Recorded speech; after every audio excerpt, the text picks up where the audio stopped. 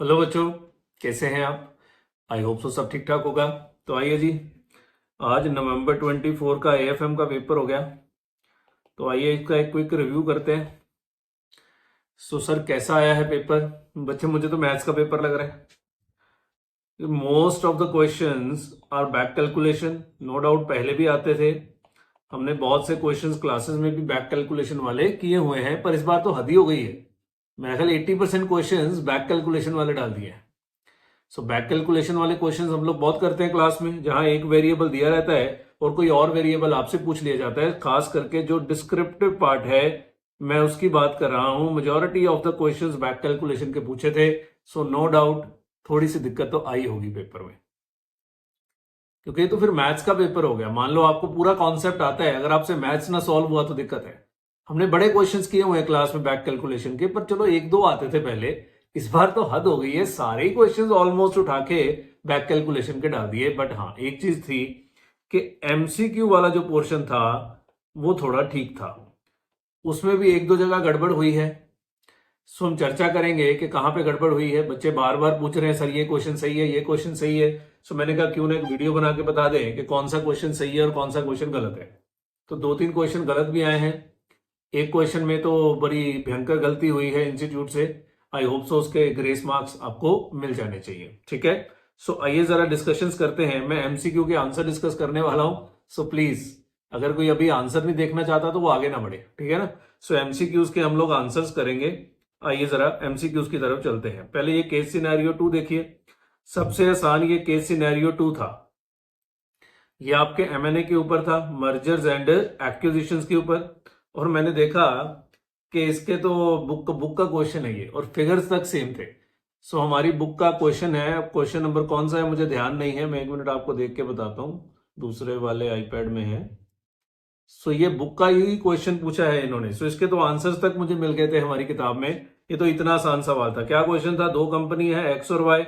X कह रहा है मैं वाई को टेक ओवर कर लूंगा, तो ये एक्वायरर हो गया और ये कौन हो गया, टारगेट। दोनों का नेट प्रॉफिट यानी कि पैट दिया हुआ है, पी रेशियो दिया हुआ है, करंट मार्केट प्राइस दिया हुआ है। एमसीक्यूज बहुत आसान थे, बहुत आसान थे। बस एक दो जगह पे पंगा हुआ है, बस वो पंगा हम देख लेते हैं। तो इसके आंसर देखते हैं। वो कह रहा है जी 3 क्वेश्चन है, इसके आंसर कर दो। सबसे पहले कहता है number of shares to be issued बताओ। बच्चे वो तो बात की बात है, पहले तो हमें ये देखना पड़ेगा ना कि एक्सचेंज रेशियो कितनी है, तभी तो मैं बताऊंगा नंबर ऑफ शेयर्स। ये ना एमए क्वेश्चन उल्टे सीधे कर देते हैं। तो भाई पहले पूछ एक्सचेंज रेशियो कि किस बेस पे एक्सचेंज रेशियो निकलनी है। यहां पे लिखा हुआ है chief executive thinks that share holder always look for the EPS, therefore he consider maximization of EPS as companies objective. पर ये यहां से आपको नहीं एग्जैक्टली पता लगा कि एक्सचेंज रेशियो किस बेस पे निकलनी है। तो technically this should be the first question. ये एमए क्वेश्चन को ऊपर नीचे कर देते हैं बच्चों को, बस कोई चीटिंग ना कर पाए। पर भाई क्वेश्चन का सीक्वेंस तो ठीक रखो कम से कम। तो मैक्सिमम एक्सचेंज रेशियो पूछी है, company should offer so that the company should keep EPS at the current level. तो बच्चे अगर ईपीएस को मेंटेन करना है, सवाल में कोई सिनर्जी नहीं है, तो हमने क्लास में बताया था कि आप एक्सचेंज रेशियो किस बेस पे बना सकते हैं, ईपीएस के बेस पे बना सकते हैं। और मैंने ये बनाई भी थी, मैंने आपके लिए सॉल्व किए हैं ये क्वेश्चंस, तो आप इसको देख सकते हैं। तो यहाँ पे हमने एक्सचेंज रेशियो बनाई होगी, पता नहीं अब कहाँ पे बनाई है, कहाँ गया, ये रहा है ना, ये रहा। ये पहले हमने ईपीएस निकाला है, आपको एमपीएस दिया है, पी रेशियो दिया है, तो MPS divide by P ratio, दोनों का ईपीएस आ गया 4 और 8.5। और अगर एक्सचेंज रेशियो हम ईपीएस के बेस पे बना दे तो ईपीएस सेम रहता है। तो EPS of target company divided by EPS of acquirer company, तो आंसर है 1:2.2125। So this should be the answer. खुल जा भाई, अरे इसको, हाँ खुल गया, ये है आंसर। तो जिस बच्चे ने भी किया है शायद उसका गलत है, 1:2.2125। सो ये ईपीएस के बेस पे एक्सचेंज रेशियो बनाना था, बस सिंपल क्वेश्चन था। आपको पी रेशियो दिया था, करंट मार्केट प्राइस दिया था, ईपीएस निकालना था। अब आप बता सकते हैं कि कितने नंबर ऑफ शेयर्स आप इशू करेंगे। उसके लिए आपको वाई लिमिटेड के नंबर ऑफ शेयर्स निकालने थे। तो वाई लिमिटेड के नंबर ऑफ शेयर्स कितने आते हैं, नेट प्रॉफिट दिया हुआ है 15.75 डिवाइडेड बाय ईपीएस करेंगे तो वाई लिमिटेड के नंबर ऑफ शेयर्स आ जाएंगे। ये देखिए नेट प्रॉफिट दिया हुआ है, मैंने कहां पे सॉल्व किया, शायद मैंने कैलकुलेटर पे कर दिया इसको। चलो मैं आपके लिए यहां पे कर देता हूं। सो वाई लिमिटेड का ईपीएस है 8.5। ये आगे पीछे होने में बहुत टाइम ले रहा है, एक सेकेंड। सो वाई लिमिटेड का ईपीएस है 8.5, तो 15.75 डिवाइडेड बाय 8.5, नहीं एक सेकेंड, नेट प्रॉफिट दिया हुआ है ना, तो net profit divide by EPS, हाँ ठीक तो है। 15.75 डिवाइडेड बाय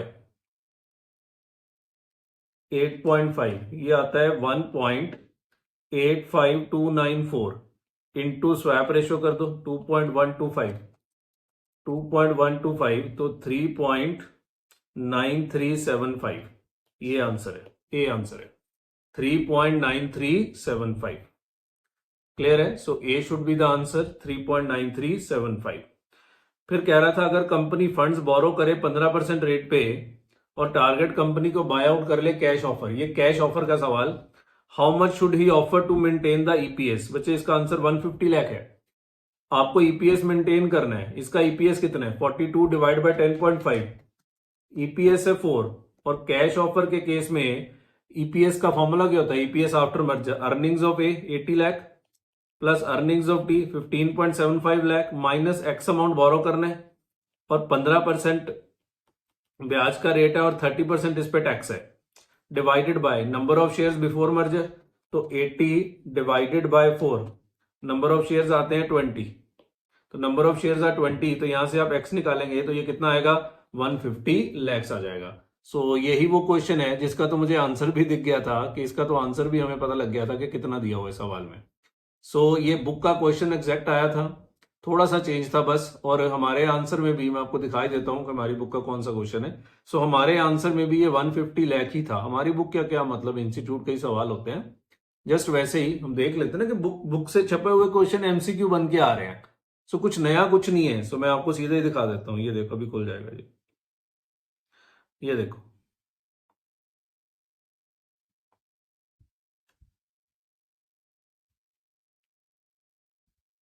तो ये मैं ये नहीं बताना चाह रहा हूं कि मैंने कराया हुआ है, ये तो सबने किए होते हैं ये क्वेश्चन, मतलब बुक के क्वेश्चन को एमसीक्यू बना बना के ये लोग पेश करी जा रहे हैं। ये देखो ये वाला क्वेश्चन है, ये वाला, ये देखो 80 और बुक का क्वेश्चन नंबर 38 है 15.75, सिर्फ यहां पे थोड़ा सा चेंज था, एमपीएस में यहां इन्होंने 85 किया, तो ये देखो 150 लाख आंसर आया भी हुआ है। सो ये तो सेम ही क्वेश्चन था जो हमने क्लास में किया भी हुआ था। So this was very easy, ये तीनों एमसीक्यूज बहुत इजी थे, मुझे नहीं लगता कि इसमें किसी को दिक्कत आनी चाहिए थी। ठीक है, अब ये हैंग क्यों कर रहा है बार बार, एक सेकेंड, हाँ ठीक है, आइए जी। उसके बाद मुझे ये वाला केस सिनेरियो बढ़िया लगा, केस सिनेरियो 4, कॉन्सेप्चुअल और बहुत जल्दी होने वाला, बहुत जल्दी होने वाला, अगर आपको समझ में आता है। ये डेरिवेटिव्स के ऊपर था और बिल्कुल एक सिंपल सी बात पूछी थी, मतलब बिल्कुल basic understanding of derivatives. I think derivative से ये एक ही क्वेश्चन पूछा गया है पेपर में, इंटरेस्टेड डेरिवेटिव से आया है एक सवाल, पर ये डेरिवेटिव से एक ही क्वेश्चन पूछा गया, हाँ एक एफआरए पूछा गया है, वो डिस्क्रिप्टिव में पूछा गया है। Based on following information choose the correct answer. Situation A, exercise price 140 है, स्पॉट प्राइस 150 है, वो कह रहा है ऑप्शन हमने एक्सरसाइज कर ली है, तो ऑप्शन एक्सरसाइज कब होती है? जब इन द मनी हो। अब खुद सोचो कि अगर एक्सरसाइज प्राइस 140 है, स्पॉट प्राइस 160 है और आपने ऑप्शन एक्सरसाइज कर ली है, तो ये कॉल ऑप्शन होगी कि पुट ऑप्शन होगी? कॉल ऑप्शन होगी, तभी तो आपने एक्सरसाइज करी है। In the money, in the money call option होगी। 140 स्पॉट प्राइस चल रहा है 160, तो आपको तो ऊपर जाने पे फायदा होना चाहिए, भाव ऊपर चला गया आपके रेट से, आपने एक्सरसाइज कर लिया, तो that should be a call option. बताओ आपका प्रॉफिट कितना, एस माइनस ई कितना, 20, प्रीमियम दिया 20, तो नेट प्रॉफिट आपका 0। तो कह रहा है in situation 1 investors position and amount of profit, call option और प्रॉफिट उसका 0, क्योंकि प्रीमियम उतना आपने दिया हुआ है। देखो कॉन्सेप्चुअल सवाल है, फिर से आपने ऑप्शन एक्सरसाइज कर ली है। एक्सरसाइज प्राइस 200 है, spot price 175, that should be put option, कि spot price is lower than E, spot price is lower than E, तो that should be put option. तो पुट ऑप्शन एक्सरसाइज करी, 25 आए, 15 दिए, तो नेट आपका 10 रुपए प्रॉफिट। सो ये वाला आंसर बनेगा पुट ऑप्शन एंड ₹10। क्लियर है? और थर्ड वाले में वो कह रहा है ऑप्शन लैप्स हो गई है, तो लैप्स होती है आउट ऑफ द मनी, या एट द मनी भी लैप्स ही है समझो। तो 300 का एक्सरसाइज प्राइस है, 400 का स्पॉट प्राइस है, तो बताओ ये कॉल तो हो नहीं सकती, क्योंकि कॉल तो इन द मनी हो जाएगी, ये पुट है। कि आपने 400 का भाव है और आपने नीचे का पुट बाय कर लिया और वो लैप्स हो गया। सो ये पुट ऑप्शन है और आपको 25 रुपए का लॉस है। सो पुट ऑप्शन है और 25 रुपए का लॉस है। अब देखो ये कितना आसान था और 6 नंबर मिलने में 6 मिनट भी नहीं लगेंगे आपको, इतना ज्यादा इजी क्वेश्चन बन जाता है ये। सो हर तरह के क्वेश्चंस देखिए आते हैं पेपर में। ऐसा आप डिस्क्रिप्टिव ना देखते जाइए कि हाँ डिस्क्रिप्टिव मुश्किल था, ये ठीक था। आइए ये ओके था। अब इसमें एक छोटा सा पंगा था। ये क्वेश्चन क्या है, ये सिंपल बच्चे वैल्यूएशन सिक्योरिटी वैल्यूएशन का क्वेश्चन है, सीए इंटर लेवल का सम है। इतना आसान सवाल है, इतना आसान सवाल है।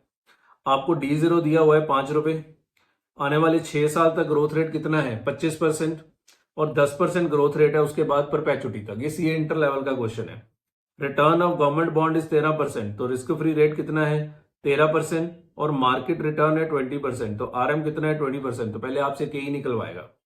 The correlation between market return and Z, तो RIM बोलते होते हैं हम इसको।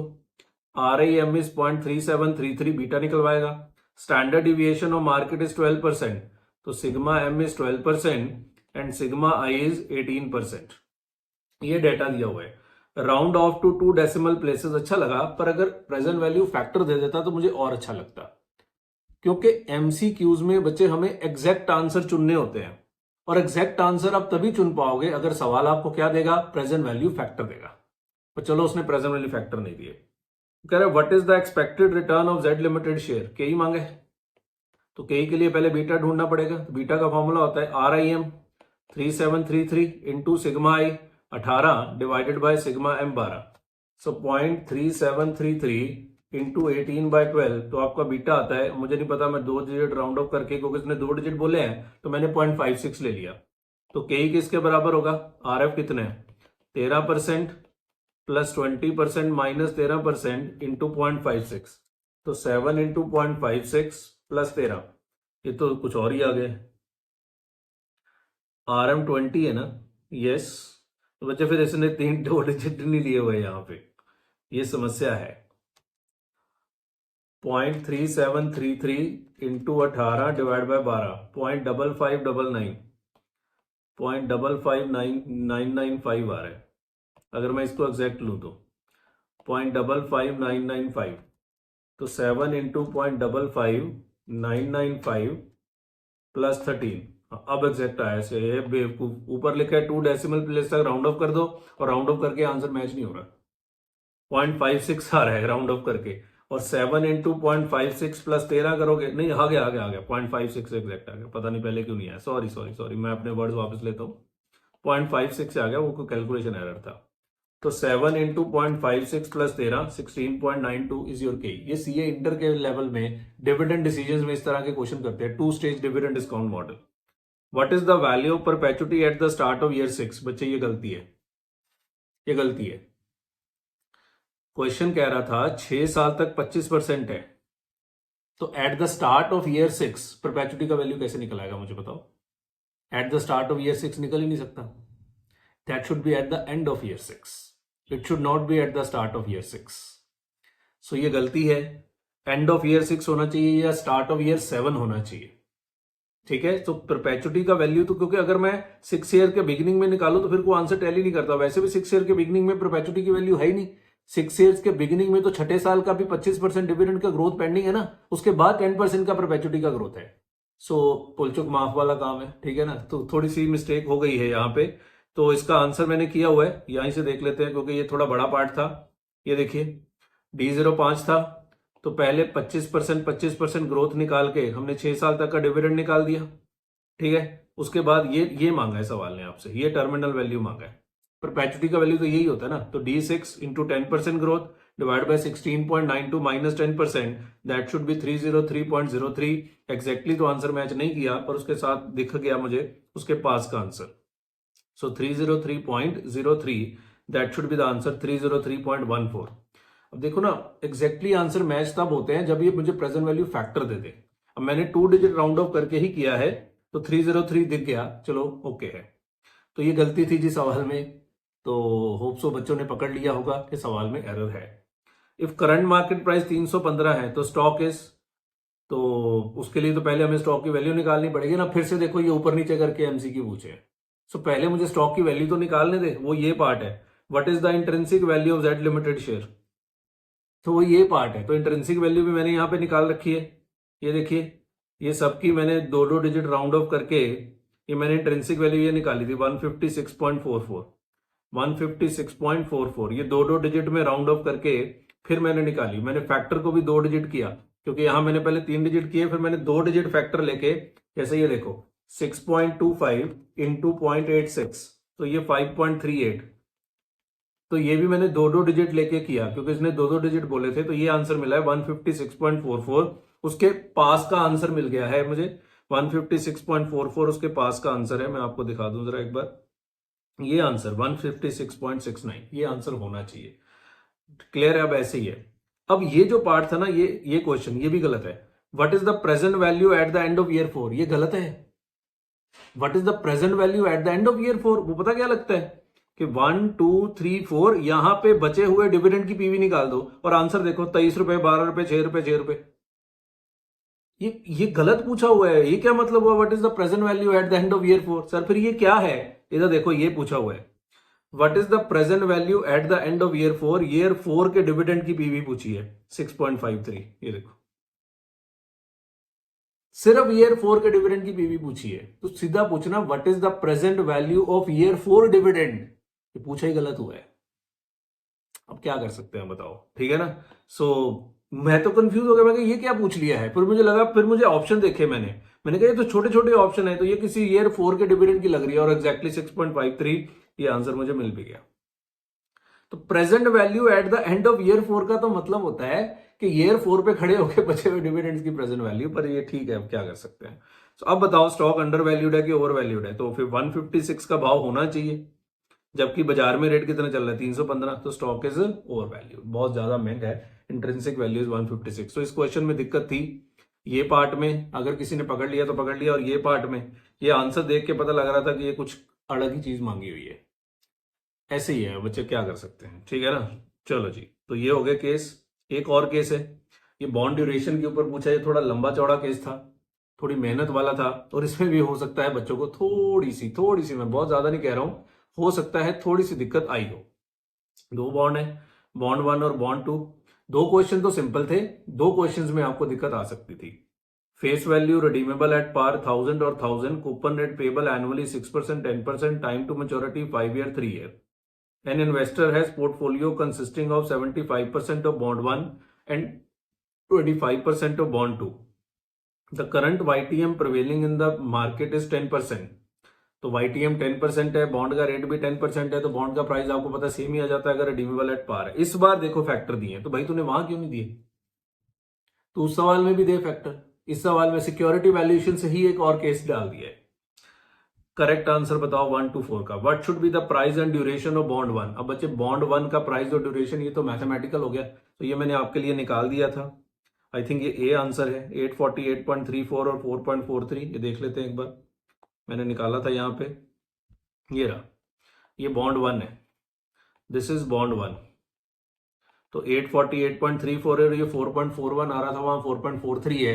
सो ओके है ना? इसी तरह बॉन्ड 2 का भी मांगा था, बॉन्ड 2 का मांगा था। बॉन्ड 2 का प्राइस तो 1000 ही आना था, because coupon rate is equal to YTM, तो प्राइस तो 1000 ही आना था, और ड्यूरेशन आ रहा है 2.74।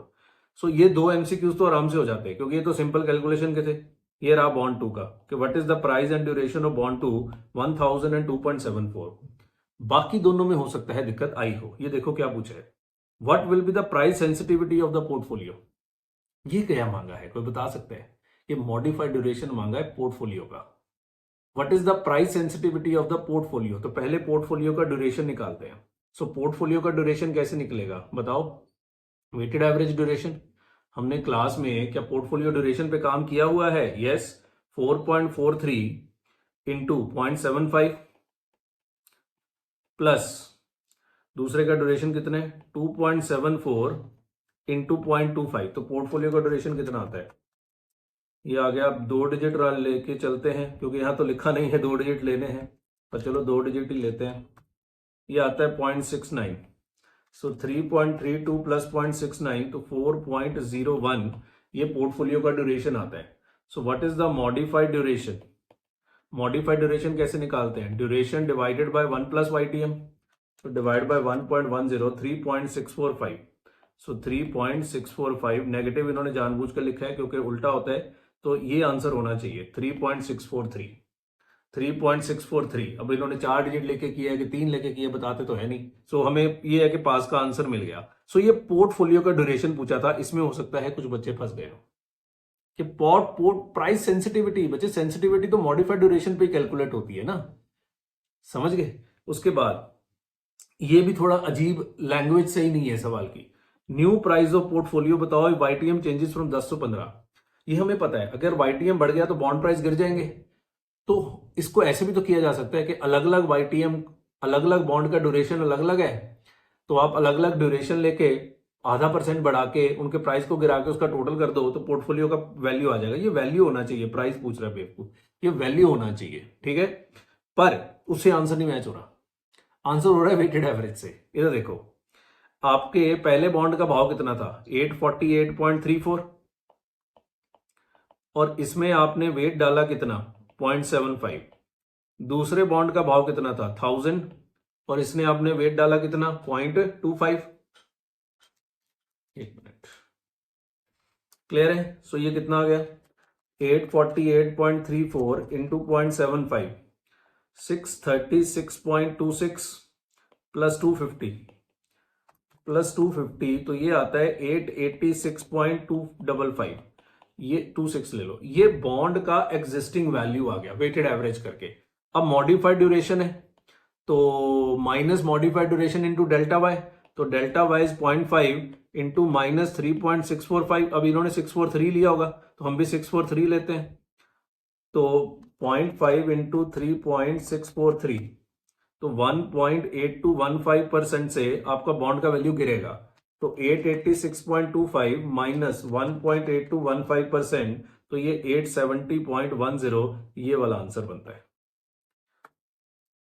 मैंने पहले क्या किया था, मैंने इसको अलग अलग किया कि बॉन्ड 1 का मॉडिफाइड ड्यूरेशन निकाल के किया, आई थिंक उससे भी हो जाएगा।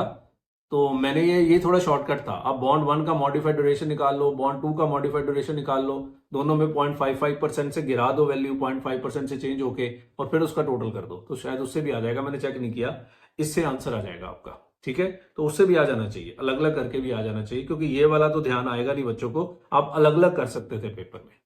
ये सारे बच्चे आपके MCQ सोल्यूशन हो गए, ठीक है। अब आते हैं जरा डिस्क्रिप्टिव पार्ट पे। वो तो ट्रिकी पेपर था, सीरियसली ट्रिकी पेपर था, मतलब ट्रिकी इन द सेंस के क्या ही बोलूं अब मैं, छोड़ो।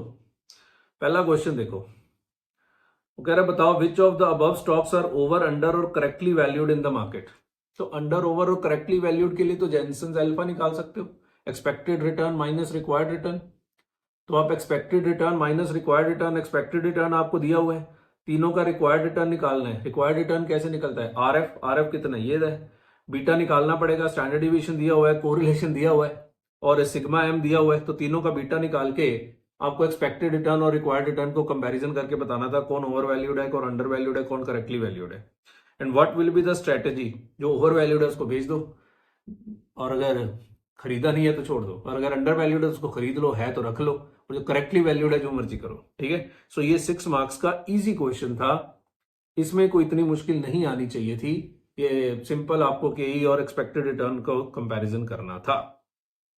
ये abandonment option, real option, new course का टॉपिक था, पिछले अटेम्प्ट में नहीं आया, इस बार आ गया, पर ये इजी क्वेश्चन था, इसमें कुछ मुश्किल नहीं था, ये सीधे ही सवाल थे, ये दोनों सीधे ही क्वेश्चन थे। इसमें कोई इतनी दिक्कत नहीं थी। वैल्यू ऑफ अबेंडनमेंट ऑप्शन मांगा है, value of the project with abandonment option, ये हमने किया हुआ है, ठीक है। ये इजी क्वेश्चन था, आप इसको बाद में सॉल्व करेंगे, अभी नहीं करेंगे। ये थ्योरी क्वेश्चन है, किसके ऊपर पूछा है? ये डिविडेंड डिसीजन के ऊपर पूछा है। The decision determines division of earnings between payment to shareholder and reinvestment of the company, what this decision is called? This is dividend decision. ये फर्स्ट चैप्टर से आ गया। What are the other decisions following in this strategy, briefly explain. कह रहा और कौन सा decision है? तो ये थ्योरेटिकल पोर्शन, थ्योरी बहुत कम आई है इस बार, सिर्फ 8 नंबर की थ्योरी, जबकि पिछला पेपर खोल के देखो शायद 25 नंबर की थ्योरी है।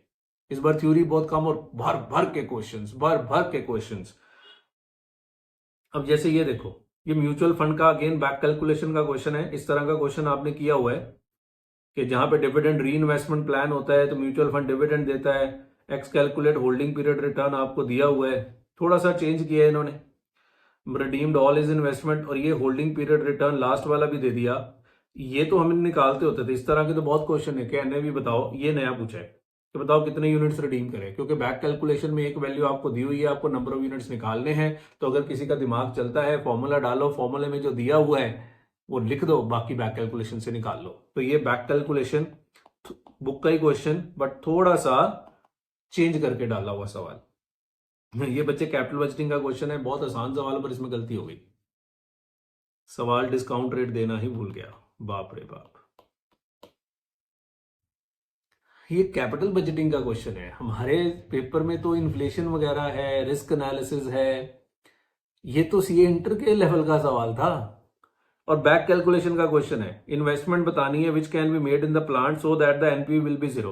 तो एनपीवी जीरो कब होता है? When PVCI is equal to PVCO. तो पीवीसीआई ढूंढना था बस, और वही आंसर था। रियलिटी है, पीवीसीआई ढूंढना था और वो बहुत आसान था। 100 लाख सेल है ईयर 1 में, हर साल 20-20 लाख से बढ़ रही है अगले हर 4 साल के लिए। At the end of year 5 project wound up हो जाएगा, डेप्रिसिएशन 20%, एसएलएम उस पर टैक्स सेविंग आ जाएगी, एक्सपेंसेस दिए हुए हैं 40% ऑफ सेल्स, कोई सैलवेज वैल्यू है नहीं। बहुत आसान सवाल, पर भाई साहब मैं पीवी कैसे करूं, मुझे ये बता दो। तो क्वेश्चन में डिस्काउंट रेट ही मिसिंग था। एनपीवी क्या होता है? नेट प्रेजेंट वैल्यू, तो प्रेजेंट वैल्यू के लिए डिस्काउंट रेट चाहिए। तो ये समस्या है। आई होप सो इसमें आपको नंबर मिल जाने चाहिए। 8 मार्क्स का क्वेश्चन था ये। इसका सवाल बहुत इजी था, पर 8 मार्क्स। और ये back calculation again back calculation. Initial investment PVCO पूछ लिया, एनपीवी जीरो रखना है। अगेन नेक्स्ट क्वेश्चन एफआरए, और यहां भी थोड़ा सा बैक कैलकुलेशन करवा दिया। ऐसे ही है बच्चे, अब क्या करें बताओ। एक्चुअल इंटरेस्ट रेट मांगे, जो नेट सेटलमेंट हम लोग बैंक के साथ करते होते हैं ना, नेट सेटलमेंट की अमाउंट दी हुई है, वो कह रहे हैं नेट सेटलमेंट की करके एक्चुअल इंटरेस्ट रेट बता दो। हालांकि हमने ऐसे सवाल क्लास में किए हुए हैं जहां आपको हमने इंटरेस्ट रेट निकाल के दिखाया था। तो जो आप एक्चुअल में पे करते हो प्लस माइनस एफआरए का सेटलमेंट, और उसके बेस पे आपको इंटरेस्ट रेट निकालना था। तो हम 2 तरह के सवाल थे, एक सेटलमेंट अमाउंट निकालते थे, एक इंटरेस्ट रेट निकालते थे। यहां उसने इंटरेस्ट रेट पूछे। ये क्वेश्चन इजी था, पर अगेन सवाल में थोड़ा सा चेंज करके उसको बैक कैलकुलेशन का बनाने की कोशिश करी गई, और हमने ये सवाल किए हुए हैं क्लास में जहां पे हम इंटरेस्ट रेट निकालते हैं। पर इसमें कोई नया पॉइंट नहीं था। ये तो नॉस्ट्रो अकाउंट का बुक का क्वेश्चन था, ये तो मैं रेफर भी नहीं करूंगा, इसमें कुछ खास नहीं था। ये 8 नंबर का क्वेश्चन, बड़े क्वेश्चन पूछे हैं। ये तो मेरा पेपर पूरा ही नहीं हुआ ना किसी का। सीरियसली ये पेपर पूरा कैसे होगा, मुझे तो ये नहीं समझ में आ रहा। इतने क्वेश्चन और सारे बैक कैलकुलेशन के। हाँ, एमसीक्यूज इजी थे, इसलिए उसने ऐसा किया है। ये देखो, अब ये क्वेश्चन देख के लगता है कि अपना किया हुआ है सवाल। जब हमने डेरिवेटिव्स किया है तो बीटा मैनेजमेंट के कितने क्वेश्चंस किए, hedging through interest rate futures कितने क्वेश्चंस हमने, sorry hedging through index futures कितने क्वेश्चंस किए। इसमें भी बैक कैलकुलेशन का तड़का लगा दिया। पहला पोर्टफोलियो बीटा दे दिया और कह रहा है ए का बीटा निकालो। ये देखो बच्चे, बात ये नहीं है कि आप कर नहीं सकते, आप कर लोगे भाई। क्वेश्चन कितने नंबर का है? 6 नंबर का, और 4 पार्ट है, और उसमें से भी बैक कैलकुलेशन है। फ्रंट कैलकुलेशन में पता है वेटेड एवरेज बीटा करेंगे, पोर्टफोलियो बीटा आ जाएगा। ये भी जाएगा, उसमें कोई मुश्किल नहीं है, पर समय ज्यादा लगेगा। सेकंड ये देखो, वही पूछा बीटा ऑफ सिक्योरिटी, ये बताओ, जबकि बुक में क्वेश्चन है वहां पोर्टफोलियो बीटा मांगता है पहले पार्ट में। Theoretical value of Nifty future बताओ, चलो ये इजी था। निफ्टी फ्यूचर नीचे सारे फैक्टर दिए हुए थे सवाल में, तो ये इसमें कोई दिक्कत नहीं आनी थी। ये भी उल्टा पूछा है, what will be the new beta of 4 future contracts are sold to the investors. ये भी हमने उल्टा कराया हुआ है आपको कि बीटा वैल्यू कैसे निकालते हैं। हमने ये क्वेश्चन किया था, हमने एग्जाम्पल बना के आपको कराया था कि बीटा कैसे निकालते हैं, कैसे प्रूव करते हैं कि आपका बीटा जो सोचा था वो आया कि नहीं आया, और उसने वही पूछ लिया सवाल में। हम इसके सॉल्यूशंस करेंगे बाद में, बट फिलहाल जस्ट आपको बता रहे हैं ये हमने किया हुआ है ये वाला पार्ट क्लास में, कि बीटा मैनेजमेंट में बीटा निकालते कैसे हैं। जैसे हम कहते हैं कि हमारा बीटा 1 और 2 हो जाए, तो हम कहते हैं इतने फ्यूचर शॉर्ट कर दो, फिर हमने प्रूव करके दिखाया था क्या वो 2 हुआ है, और वो वही पूछ लिया है सवाल ने। वो कह रहे न्यू बीटा बताओ कितना हो गया अगर आपने 4 कॉन्ट्रैक्ट शॉर्ट करे। अदरवाइज वो बीटा देता था, कहता था बताओ कितने कॉन्ट्रैक्ट शॉर्ट करने हैं। यहाँ 4 कॉन्ट्रैक्ट शॉर्ट करे वगैरह, बीटा बता दो। सो ये हमने किया था। अब कितनों को ध्यान है मुझे नहीं पता है, क्योंकि एक एग्जाम्पल कराया था मैंने इस पे। तो ये क्वेश्चन देखो सेम सेम बुक का है, पर बात वही है। पहले तो ये 6 नंबर कम है। उन्होंने एमसीक्यू के नंबर यहाँ जोड़ दिए। वो कह रहा मैंने एमसीक्यू तुझे इजी दिए ना, तो भाई तूने 2 गलत भी तो दिए, उसके नंबर कौन जाएंगे। अब ये देखो अगेन, देखो ईवीए का सिंपल क्वेश्चन है, ईवीए दे दिए है सवाल में, इकोनॉमिक वैल्यू एडेड दे दिया, पैट मांगा है, तो ईवीए से पहले नो पैट निकालो, नो पैट से पैट निकालो, क्या दिक्कत है। पर बात वही है, 4 नंबर का है और हर एक के अंदर back calculation, again back calculation. मुझे तो मैथ्स का पेपर बना दिया इसको। मतलब आपको कॉन्सेप्ट भी आने चाहिए और आपको कैलकुलेशन भी आनी चाहिए, और ये किए हुए हमने बहुत सारे, पर इस बार कुछ ज्यादा ही आ गए। सक्सेशन प्लानिंग अमेंडमेंट की थ्योरी थी, इसमें से तो क्वेश्चन आना ही था, ठीक है ना। अमेंडमेंट से भी 2 ही क्वेश्चन आए हैं, 2 ही क्वेश्चन आए हैं थ्योरी के पास। अब ये देखो, ये क्वेश्चन तो overnight OIS, overnight index swap, ये क्वेश्चन सेम है, बुक का क्वेश्चन, आपके इंस्टीट्यूट के स्टडी मटेरियल का क्वेश्चन। ये क्या खुल गया, सो आपके इंस्टीट्यूट के स्टडी मटेरियल का सवाल है ये, इसमें कुछ खास नहीं था। ओआईएस इंटरेस्टेड डेरिवेटिव्स, ठीक है। ये क्या है, हाँ अब ये क्वेश्चन देखो, ये इंटरनेशनल कैपिटल बजटिंग का सम है। मैं पढ़ना चाहूंगा जरा सवाल आपके साथ, पढ़ना जरा, आपको लगेगा ला ला ला ये सवाल तो अपना किया हुआ है। बहुत इजी क्वेश्चन है, फॉरेक्स से सिर्फ एक यही क्वेश्चन आया है। मैं तो हैरान हूं, इतना बड़ा चैप्टर है फॉरेन एक्सचेंज, सवाल देते नहीं है, पिछली बार भी नहीं दिए थे, इस बार भी नहीं दिए ज्यादा, एक ही क्वेश्चन और वो भी टेढ़ा। पढ़िए, इनिशियल इन्वेस्टमेंट है ₹124.5 करोड़, यूएस में प्रोजेक्ट कर रहे हैं, रुपीज में दिए। प्रोजेक्ट की लाइफ है 5 साल, spot exchange rate INR USD 83 है, रिस्क फ्री रेट यूएस में इतना है, सेम इन इंडिया इतना है, हमें पता है इसको कैसे यूज करना है। कैश इनफ्लो US डॉलर की टर्म्स में दिए। तो लग रहा है कि ये तो सिंपल सवाल है, तो बुक का क्वेश्चन है, एक्सपेक्टेड स्पॉट रेट निकालने हैं और एक्सपेक्टेड स्पॉट रेट में डॉलर को रुपीज बना के होम करेंसी अप्रोच के साथ इसको सॉल्व कर देंगे। पर आगे देखो, expected PQR Limited is expecting a net surplus of this to be received after closure of the project। अब ये नेट सरप्लस का क्या मतलब है, क्या ये एनपीवी है, पता नहीं। वो कह रहा है इसको नेट सरप्लस इतना चाहिए, तो व्हाट इज नेट सरप्लस, तो आई थिंक सो ये एनपीवी नहीं होना चाहिए, ये नेट सरप्लस होना चाहिए कि बिना इसके, बिना प्रेजेंट वैल्यू किए हुए, क्योंकि अगर एनपीवी होता तो वो एनपीवी दे देता। सर नेट सरप्लस मतलब ये सारे इनफ्लो का total into exchange rate minus outflow, इसको बोलेगा ये net surplus. There is no salvage value, want to take a forward cover to protect itself from exchange rate fluctuation, वो चाहता है मैं फॉरवर्ड कवर ले लूं। ये देखो सवाल कहीं और ही चला गया। You are required to recommend the INR US dollar rate for the forward cover, वो कह रहा फॉरवर्ड कवर का रेट बता। अब देखा ये, तो फॉरवर्ड कवर यहां पे फॉरवर्ड रेट लगना है, उसके लिए ये डिफाइन करना पड़ेगा कि what is the meaning of this net surplus. अब क्योंकि एक्सचेंज रेट दिए हैं तो मुझे लग रहा है ये एनपीवी है, पर तो क्लैरिटी नहीं है इस सवाल में। सो ये देखना पड़ेगा कैसे करता है इंस्टीट्यूट। 6 मार्क्स का क्वेश्चन और इसमें भी बैक कैलकुलेशन, फॉरवर्ड रेट आप बताओ, ऐसे थोड़ा होता था अभी, ठीक है ना। तो ये सारे क्वेश्चन, ये तो बच्चे बायबैक के साथ इनका कोई स्पेशल प्रेम है, पता नहीं बार बार। अब ये 4 नंबर, पहले ये क्वेश्चन 8 नंबर में आता है, इस बार 4 नंबर, तो मुझे नहीं लगता है किसी का पेपर पूरा हुआ होगा, उसका हुआ होगा जिसने एमसीक्यूज अच्छे से कर लिए। अब ये क्वेश्चन 8 नंबर का है जो 4 नंबर में पूछा है, ये भी आपका डेरिवेटिव्स का क्वेश्चन है, हेजिंग थ्रू इंडेक्स फ्यूचर का सवाल है, बुक का क्वेश्चन है, राम राम वाला सवाल है कि राम ने 10,000 शेयर एक्स लिमिटेड के खरीदे जिसका बीटा इतना, 5,000 शेयर ए के बेच दिए, उसने कंप्लीट हेज ले लिया 25 फ्यूचर बाय करके, अगले दिन उसने पोजीशन क्लोज कर दी, जब शेयर बढ़ गया निफ्टी फ्यूचर गिर गया, इतना उसको लॉस हो गया। ये अपना किया हुआ है बैक कैलकुलेशन वाला क्वेश्चन, ये एज इट इज किया हुआ, पर 4 नंबर नहीं, माड़ी गल, बहुत नाइंसाफी है ना। गब्बर सिंह होते तो कहते बहुत नाइंसाफी है, पर नाइंसाफी है तो है, क्या कर सकते हैं। 3 म्यूचुअल फंड है, एक और क्वेश्चन देखो 8 नंबर का, मैं कहता हूं क्वेश्चन ही नहीं खत्म हो रहे, इतने सारे सवाल पूछ लिए हैं। Growth fund, balance fund, regular fund और मार्केट एवरेज रिटर्न दिया है, शार्प रेशो दिया है, ट्रेंडर रेशो दिया है, अगेन बैक कैलकुलेशन, वेरियंस मांग गए फंड का। बच्चे शार्प रेशो दिया है तो वेरियंस निकालना कौन सा बड़ा बात है। Return of mutual fund minus risk free rate, 182 day bill का रेट कितना है, divided by sigma mutual fund, और coefficient of determination R square पूछा है। सो ऐसे ही है जी, अब क्या करें बताओ, हर एक में ही back calculation back calculation back calculation, Sharpe ratio दे के वेरियंस पूछ रहा है। ये करेंसी स्वैप का क्वेश्चन है, ये भी बुक का क्वेश्चन है, तो ये भी कह सकते हो कि एक सवाल और है करेंसी स्वैप का, तो ये भी फॉरेन एक्सचेंज का ही क्वेश्चन है, अगेन 6 मार्क्स का सवाल है, पर ये भी ट्रिकी क्वेश्चन है क्योंकि ऐसा 1-2 ही क्वेश्चन है करेंसी स्वैप के, करेंसी स्वैप के ज्यादा क्वेश्चन है नहीं। तो ओवरऑल इट्स एमसीक्यूज ठीक थे, पर वो भी जो 1-2 गलत आए हैं उसका पता नहीं क्या होगा। उस एमसीक्यूज भी 15 में से बचे 11 तो सीधे थे, 4 में दिक्कत आएगी क्योंकि लैंग्वेज ट्रबल्स हैं या कोई और ट्रबल है, ठीक है। पर जो डिस्क्रिप्टिव पोर्शन है वो तो सबका ही एवरेज जाएगा, ये मैं पहले बता दूं आपको, तो घबराने वाली कोई बात नहीं है। अगर आपका एवरेज पेपर हुआ है, कोई डरने वाली बात नहीं है, सबका ही एवरेज आएगा, क्योंकि कैलकुलेशन बहुत ज्यादा आ गई है पेपर में। कॉन्सेप्ट भी आने चाहिए, कैलकुलेशन भी आने चाहिए। एमसीक्यू जो सही कराया है उसके बारे न्यारे हो जाएंगे। अदरवाइज एवरेज पेपर अगर हुआ है तो ओके है, और अगर आपका अच्छा हुआ है तो आपको सल्यूट है मेरा कि आपकी कैलकुलेशन बहुत अच्छी है और आपकी स्पीड भी बहुत अच्छी है, क्योंकि पेपर बहुत बड़ा था, थ्योरी आई नहीं पेपर में। जबकि बच्चे इतनी इतनी किताबें थ्योरी की बना देते हैं, हम लोग भी इतनी थ्योरी के चैप्टर्स हैं और थ्योरी डाली नहीं पेपर में। तो इंस्टीट्यूट ने पैटर्न बदल दिया, और जब जब पैटर्न बदला जाता है पेपर मुश्किल होता है।